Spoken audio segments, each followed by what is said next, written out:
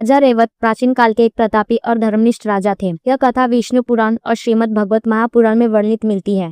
उनकी पुत्री रेवती अत्यंत रूपवती, गुणवान और असाधारण कद वाली थी। जब रेवती के विवाह का समय आया तब राजा ने अनेक योग्य राजकुमारों के विषय में विचार किया, लेकिन उन्हें कोई भी अपनी पुत्री का योग्य नहीं लगा। कुछ कथनों में यह भी उल्लेख है कि रेवती का कद उस समय के सामान्य पुरुषों से अधिक था। अंततः राजा रेवत ने निश्चय किया कि वे स्वयं सृष्टिकर्ता ब्रह्मा से परामर्श लेंगे। अपने योग बल से वे रेवती को साथ लेकर ब्रह्मालोक पहुंचे। जब वे वहां पहुंचे उस समय गंधर्वों का गायन चल रहा था। राजा ने उचित समझा कि वे उस संगीत के समाप्त होने तक प्रतीक्षा करेंगे। जब समारोह समाप्त हुआ तब उन्होंने ब्रह्मा से अपनी पुत्री के विवाह के लिए मार्गदर्शन मांगा। ब्रह्मा ने शांत भाव से राजा को बताया कि ब्रह्मालोक में जो थोड़ी सी अवधि बीती है उस दौरान पृथ्वी पर बहुत लंबा समय बीत चुका है। उन्होंने कहा कि पृथ्वी पर 27 चतुर्युग बीत चुके हैं और 28वां द्वापर युग समाप्ति के निकट है। इसका अर्थ यह था कि पृथ्वी पर युग परिवर्तन हो चुका है और राजा के समय के सभी लोग अब वहां नहीं रहे। ब्रह्मा ने आगे कहा कि वर्तमान समय में पृथ्वी पर भगवान श्री कृष्ण के ज्येष्ठ भ्राता बलराम हैं और रेवती का विवाह उन्हीं के साथ होना चाहिए।